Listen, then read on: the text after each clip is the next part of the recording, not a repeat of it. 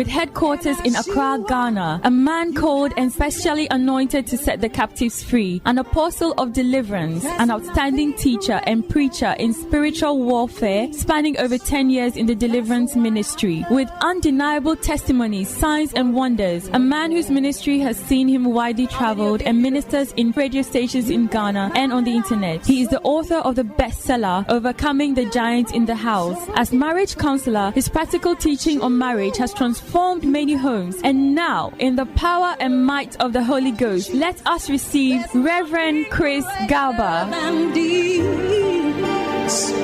That's why I love you forevermore.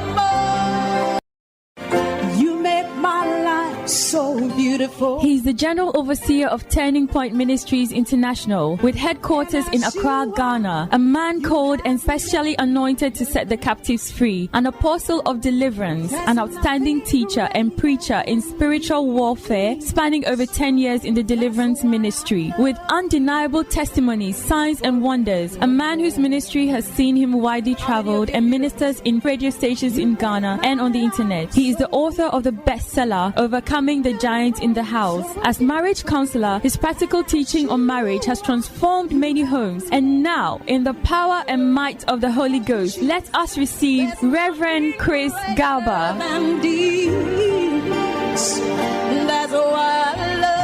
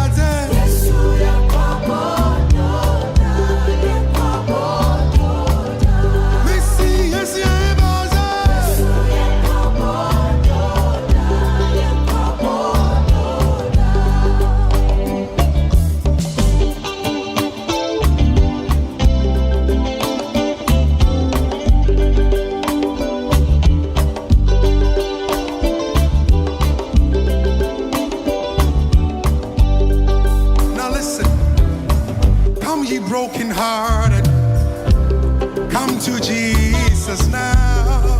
Now see, please come. Come ye thirsty one, come to Jesus now. Come ye brokenhearted, come to Jesus now. Come ye thirst after righteousness, come to Jesus now. He's the bread of life, the living water. Come to Jesus now. He's the bread of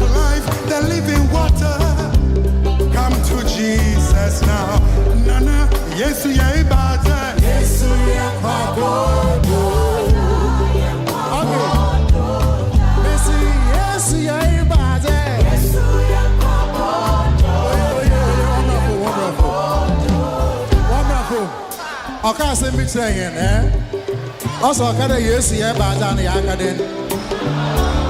He a tardy fancy. And I'm a one. Then we will go to Amazon again. Oh, see, yes, yeah, bad there. Yes,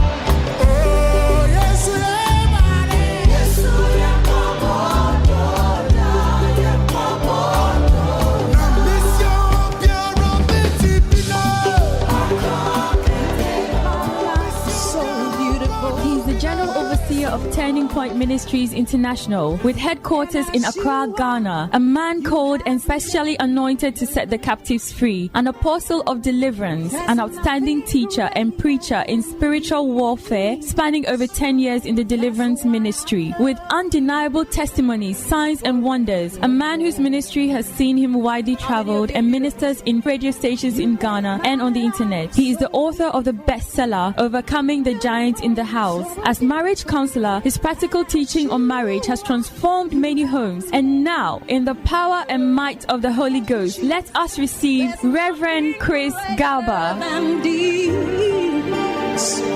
That's why I love you forevermore.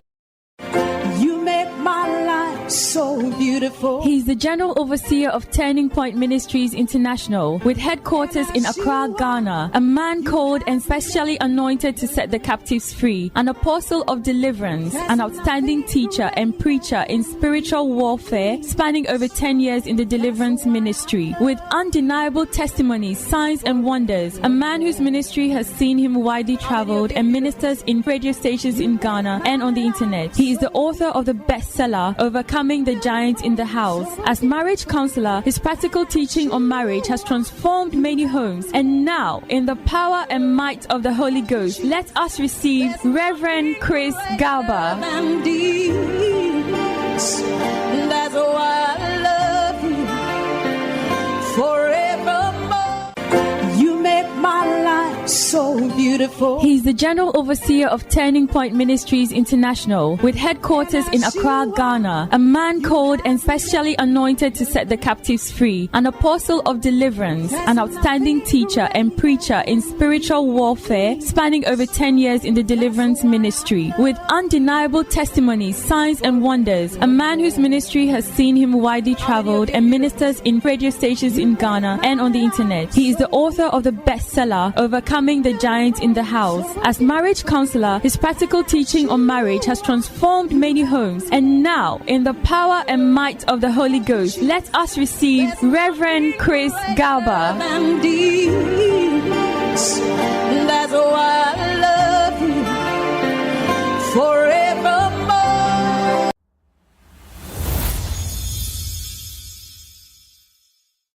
Today I'm speaking on the subject altars versus altars. I know some of you have heard this before, but I tell you, you will hear it today in a different dimension. You have never heard it before. And I'm trusting God to drive it home. That is why yesterday I said something. I said, the things that I am teaching are my life. At first, I used to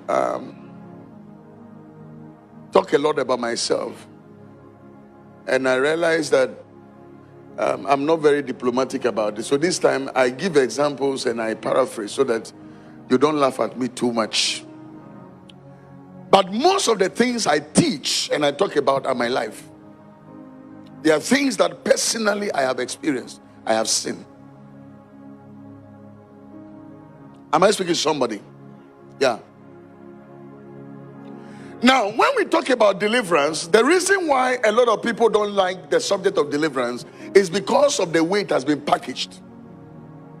That's why we need more refined men of God like my type, so that they can really drive home this subject. Because the reason why many of you, when it comes to the issue of deliverance, you start running is because of the way it was packaged. I was in a church in Europe about 2-3 months ago, and a young lady asked me a question. And the lady said, why is it that in the deliverance ministry, you guys talk about the devil a lot? Why don't you glorify Jesus and talk about Jesus? And I said, well, it is not that we don't talk about Jesus, no. There are two ways of bathing. You can either decide to bath with a soap, and you can decide not to bath with a soap. It is still bathing. But when those two people pass by you, you will know the one who bathed with a soap and the one who didn't bath with a soap. Now, what it simply means is that the death of Jesus on the cross, you can either decide to appropriate the benefit of the cross and decide not to appropriate it and still be in the faith. What I'm trying to say is that you can be a child of God, speaking in tongues, a believer, and come to church and pray and dance your entire life away without appropriating the finished work of Jesus on the cross. And you can die very poor, even though you speak in tongues. But you can also decide that I will come to church and I will appropriate what Jesus did for me on the cross. Many of you, is the lack of understanding of what the subject of deliverance is all about.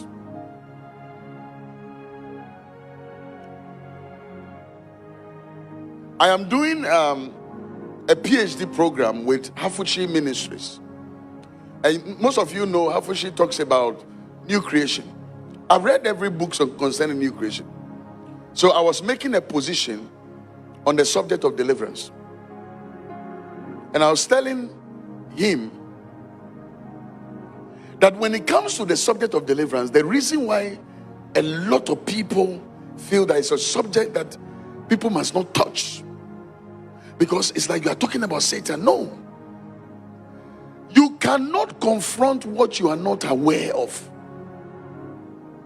And when it comes to the subject of deliverance, it is not about your title as a bishop, as an archbishop. Those things are irrelevant. Haven't you seen people who are men of God at the very zenith of their ministry have fallen? Haven't you seen people at the very zenith of their career have been reduced to nothing? Because they didn't have understanding. I was preaching in a church years ago. The pastor broke into tears. He said, if I had met you earlier. Because you see, in life, Satan only manipulates you in the area of ignorance. I tell people all the time, listen, one of the greatest tragedy of life is not death. One of the greatest tragedy of life is lack of knowledge and ignorance. One day I was going somewhere when I was living in Abu Dhabi. I was looking for a place to get some items for our church in Accra. And I drove to a point and I stopped and I met an Arab man. Where I drove, the GPS that was giving me indicated that I had arrived, but there was no sign or nothing to show that I had arrived at the right place. So I asked the man, please, I am looking for so place. And you see, that is the many problem, or that is the problem of many of you. You have encountered men of God and people who you thought should show you the way, but they couldn't show you the way because they cannot give what they don't have. I come from a family background that the things I teach about are my life. I have seen the other side. I have seen what is called real power. Real power. It's not the ones you see on television, people are faking it. I'm talking about real power. Yeah, real power. Where they will bury somebody and the person will vanish. And the next minute at the festival, you will see him hanging there, drinking cocoa. The one you just saw in front of you buried alive. So I don't teach theory. I don't come and tell you about something somebody said. I'm telling you my life. When I gave my life to Jesus, my father sat me down midnight around 2 a.m. Sat me down and said, are you serious about this thing you are talking about? Because you know where we are coming from. Because where we are coming from is two ways. You are either serious or you join the other side. So my dad knew about that. He sat me down and said, this thing you have chosen, you better be serious about it. Because you know where we are coming from. If you really are serious, then be serious. But you can't serve halfway. Because where I come from, if you serve halfway, they'll kill you. You are either serious or you are a joker. And when I asked the man, I said, please, can you show me the way? He said, Al-Bibi, you know how they talk Arabs. You want to go this way? Okay, this place. Go straight. You see some curve, move right. Then from left, go right. From right, then you see sign. There, Al-Bibi, there. I followed him because to me, he had more knowledge than me. That is his country. That's where he comes from. You see, that's the problem of many of you. When you see men of God in clerical suits and you see people exhibit a certain gift and talent, you think they know it. They don't know it. They don't have the answer. I met a man of God years ago and I was teaching about this. He said, I don't believe in this thing. This is not real. Oh, these things are not real. Until he got to the age of 45, still not married. The last time I met him, he said, this thing you're talking about is real. Oh, I'm 45, I'm still not married. He went back to his village, went to ask the mother, Mama, I'm a man of God. Things that are happening is not normal. And the mother began to tell him things. He said, why didn't you tell me all this while? He said, well, you are the man of God. I thought you should know. Ladies and gentlemen, I drove round. Then I got to the same point. And when I got there, I asked another person. And the person said, where you are standing, Abibi, look at the sign. You are here. But you need to just pass like this. Then the Holy Ghost ministered to me and said, you see, that is the mystery for many people. That's why many of you have become frustrated. When you hear of revival meetings like this, you don't want to go again because the people you thought should show you the way, they are not showing the way. So everything is becoming repetitive. You have been moving from one revival to another revival without solution. Because to you, the people are telling you have the answer. And you go there is no answer after years. And you are wondering when.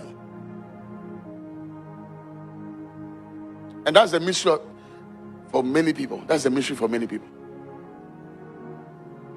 Today, I'm going to teach you about altars. Listen, I know many of you have encountered things that even as you are coming, you have deprogrammed your mind and say, listen, let me just come and make Pastor happy. Whatever this man, you should just close so that we go home. But if you can disabuse your mind, I will help you. And by the time I leave here on Sunday and I finish with you, you will thank your pastor that I came to this church. I'm not joking. You will thank your pastor.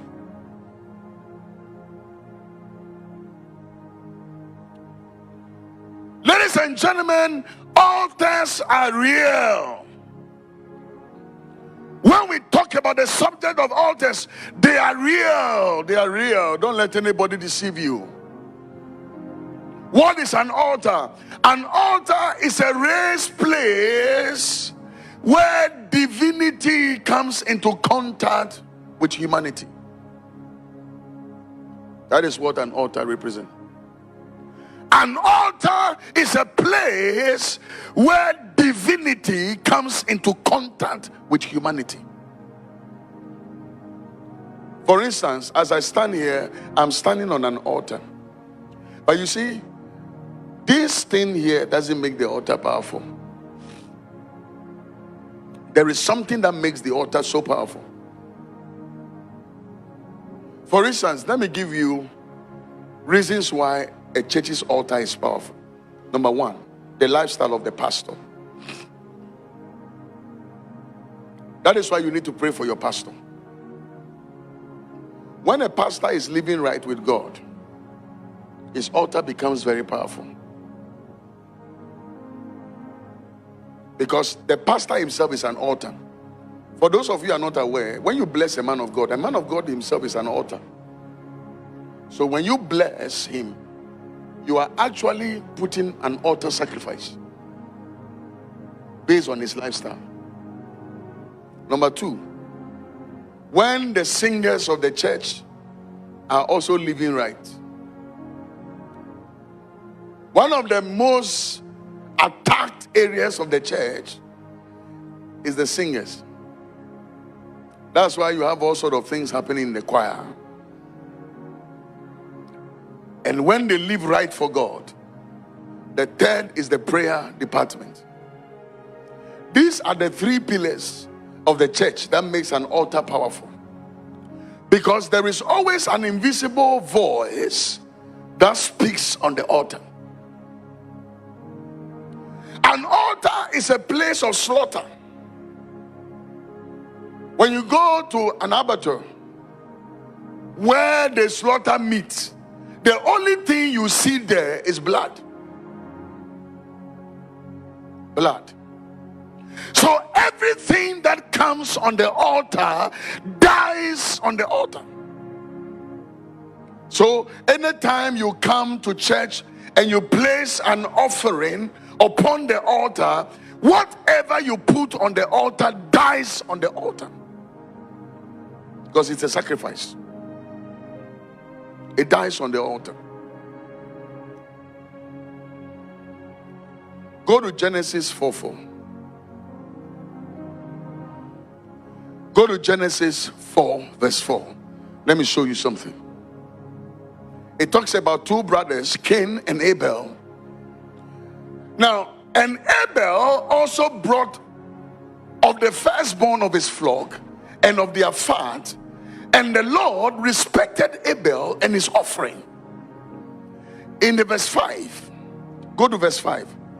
But he did not respect Cain and his offering, and Cain was very angry and his countenance fell. So the Lord said to Cain, why are you angry? And why has that countenance fell? Now go to the next one, 7, quickly. If you had done well, will it not be accepted?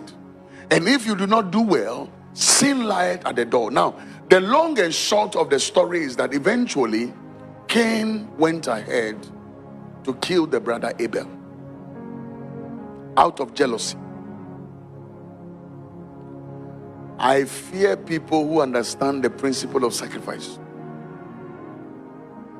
Do you know that most of the noises we make in the name of prayer, which is good, half of our prayers can be solved with a sacrifice? I fear people who know and understand what is called sacrifice. I fear them. A typical example was Hannah. The Bible said when Hannah prayed and prayed, nothing happened. The prophet was not moved until she negotiated with God and said, give me a son, I'll give you a prophet. A sacrifice was placed on the altar, and the Lord immediately spoke to the prophet and said, go tell her a year by this time. Ladies and gentlemen, fear people who understand the concept of sacrifice. When somebody has an issue against you, a case against you, sometimes he doesn't need to pray long prayers. All he needs is to bring his sacrifice and lay it at the altar and said, I bring this sister before you, God. And that is it. You are finished.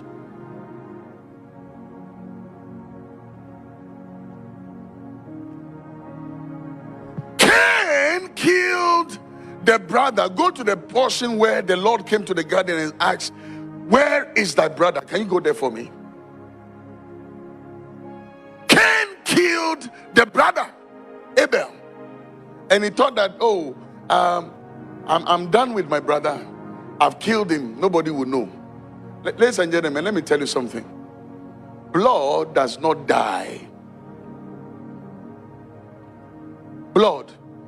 There is no price that blood cannot pay for. There is no price. There is nothing that blood cannot be used to exchange. I'm telling you today, when you go to my family house, when you go to a true shrine, what gives authenticity and voice to every altar is the amount of blood that is sacrificed on the altar.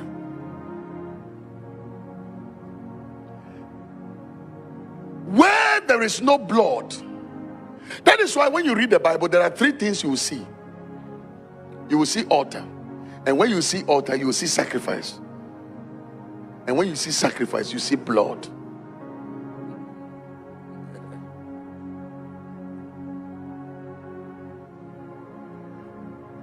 And the Lord came in the cool of the day just to come and fellowship with Cain and Abel, and he started hearing voices. He said, Cain, where are you? Where are you? The blood of your brother speaketh vengeance against you. Some of you, you've never killed before. You have never done anything bad before. So the battles you are going through under normal circumstances, you shouldn't be going through because you don't owe anybody. You've not offended anybody. But you see, what you forget is that you come from a family. When the children of Israel, when they had opportunity and they were asked, should we release Jesus or Barabbas? They said, we don't want Jesus home. Kill him. Then they said, let his blood, listen to what they said. They said, let his blood be on our head and that of our children.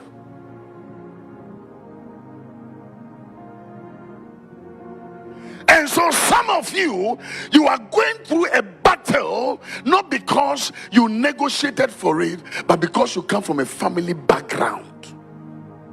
That's why in some families, nobody get married. Some families are like that.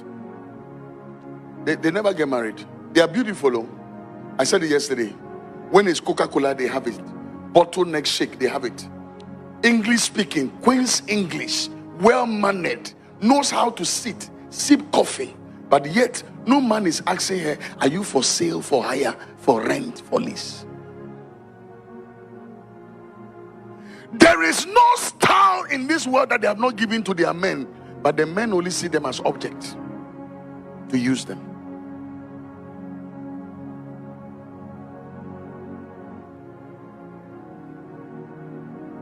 I have known families where strange things happen in the family. Strange. Every year. That's why I wrote one of my books, The Dust of Yesterday. It was born out of a true story. I had to take the family through a family deliverance. And what was the story? There were 6 in the family. The firstborn dropped out of school just to be able to take care of the rest. And what was the firstborn doing? He was repairing motorcycle and bicycle. Dropped out of school so that his younger ones can go to school. The secondborn went to school, completed. The third one never went to school. The rest were ladies. 4 girls, 2 boys.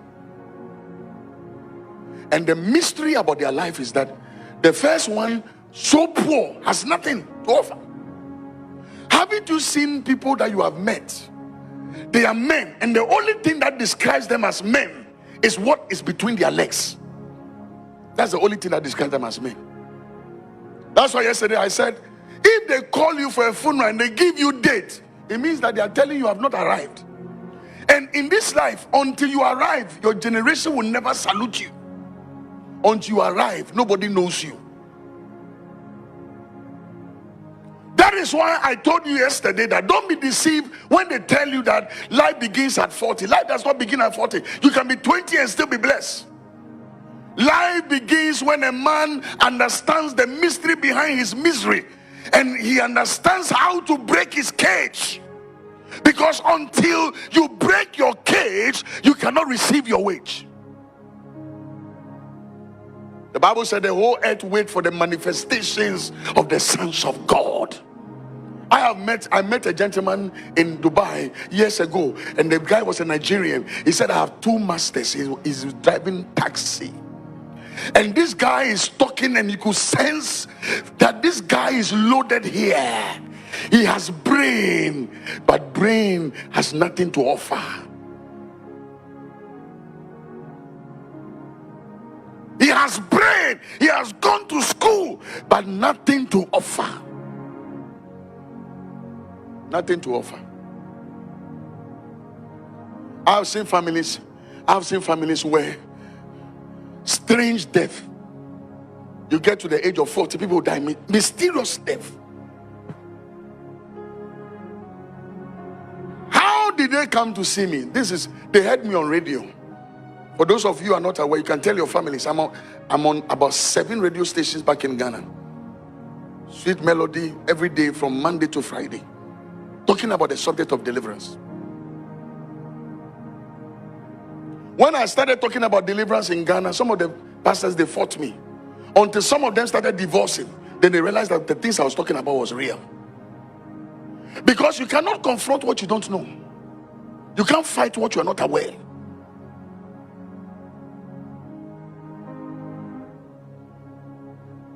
They heard me on radio and they came and they started narrating their story in tears. The first one was so poor, has nothing to offer. And the guy, when he sat in front of me and the guy was talking, you could see that this guy, if only he had a helper.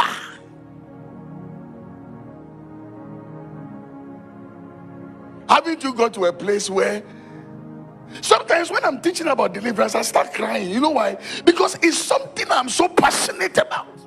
I have seen it in my own life. Where you know that all you need is a little push for you to get there, but there's no helper. Nobody is ready to listen to you.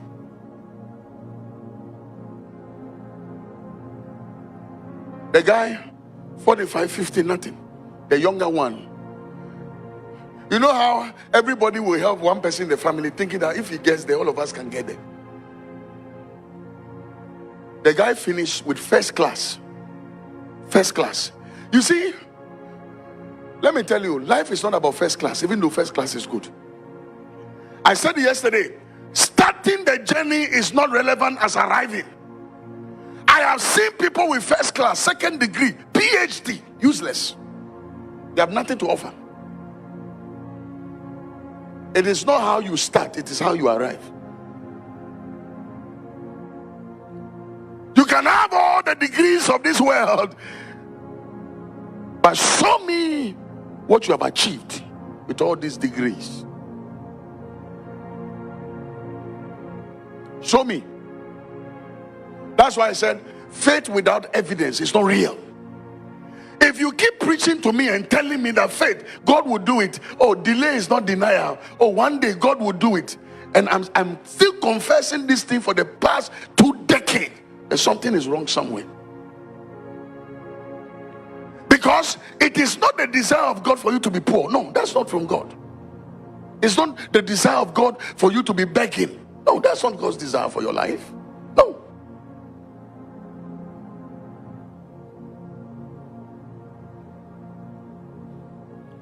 The second month finished with first class. Has applied to jobs, applied, and all the time. You know how when you apply for a job, they don't even want to look at your face. Because the thing is not you. Something is fighting you.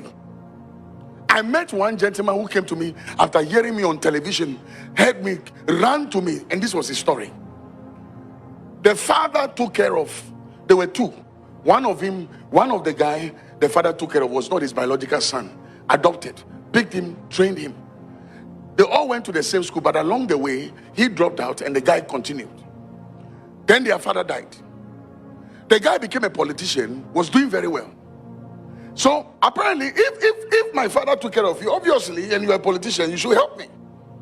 Anytime he went to the office, the bodyguard and the policeman would drive this guy away. He would try to explain himself. He would try to call the brother. The call will be going through it. He will not pick up. The day they lost the election, that day when he went to the office, the bodyguards allowed him. And when he saw the brother said, these 4 years, I've been looking for you everywhere. I call your number is switched off. I said, but me too, I've been calling you. Anytime I call, I say, I don't know this number. So why are you here? I want contract. I want you to help me. He said, now we've lost election. I don't know how I'm going to help you.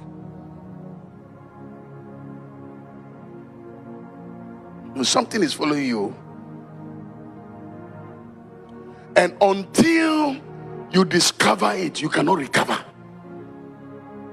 Because it is in the discovery that you recover.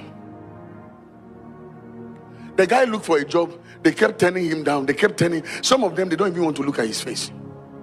They don't. And sometimes when he's going for the interview, strange things will happen. He will leave very early in the house, and he will come and stand at the junction, and there's no car. He will start trekking to the interview with the intention, okay, if I can't find a car, then let me just trek. Whilst he's trekking, some motorcycle or some car will just be passing, splash dirty water on him. So he has no choice than to return back home. And that has been his pattern. The last job he got, finally he got a job at an oil company. They came back home, they celebrated. They said, at last, one of us. You see, many of you think that coming to America will make you arrive. No. I have met people in London, Europe, and other places. They say, Pastor, when we sat in the plane and we're coming, they say, America, here I come. London, here I come. Until we arrive and realize that we have not even started the journey yet. Because you see, the things I talk about, it is not how far you are. No. Until you deal with the source, where the problem is coming from. You can go to America, you can go to the moon. Whatever is following you in Africa will follow you here. Holy Ghost. Thank you for making time with us on Wind of Deliverance. For more information, kindly contact 0544 283 164 or 054 951 6893 or 024 286 4806 and 024 178 2832. You can also contact Apostle Chris Gaba on Facebook, YouTube, or www.turningpointministriesinternational.com. Also get interactive with Apostle Chris Gaba on all social media handles by typing Chris Gaba or 0241 282 832 on WhatsApp. You can also email at chrisgaba50@yahoo.com. We are located at Ablekuma, Joma Jerusalem Park, near the old block factory or MTN pole. You can also join any of our services at Rehoboth Cathedral, Joma Jerusalem Park, Ablekuma. The executive service on Sunday, 8:30 a.m. to 11:30 a.m. Wednesday teaching service, 6:30 p.m. to 8 o'clock p.m. Friday deliverance service, 7 o'clock p.m. to 8:30 p.m. Come and see the salvation of the Lord. Your body didn't know me.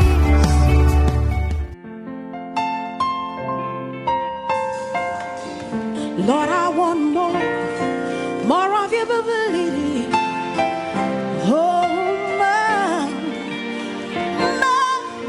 And there you have it, dear listeners. Another inspiring episode of Wind of Deliverance Global has come to an end. We hope you've been uplifted and encouraged by the powerful message delivered by Apostle Chris Gaba.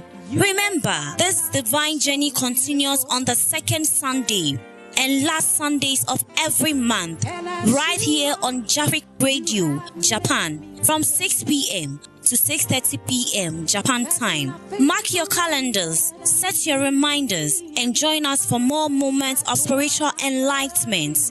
If you have any questions or like to connect with Apostle Chirs Gaba, reach out on +818 036 922 832. You can also connect on Facebook by searching Apostle Chirs Gaba, or visit www.turningpointsministriesinternational.org for additional information. Your enquiries are always welcome. As we wrap up today's broadcast, let the wind of deliverance continue to guide you through the week. May you find strength, peace, and inspiration in the days to come. Thank you for being a part of our global community.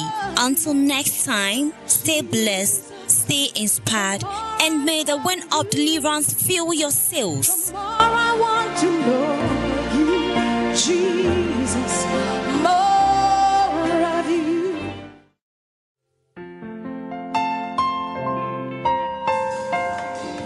Lord, I want more.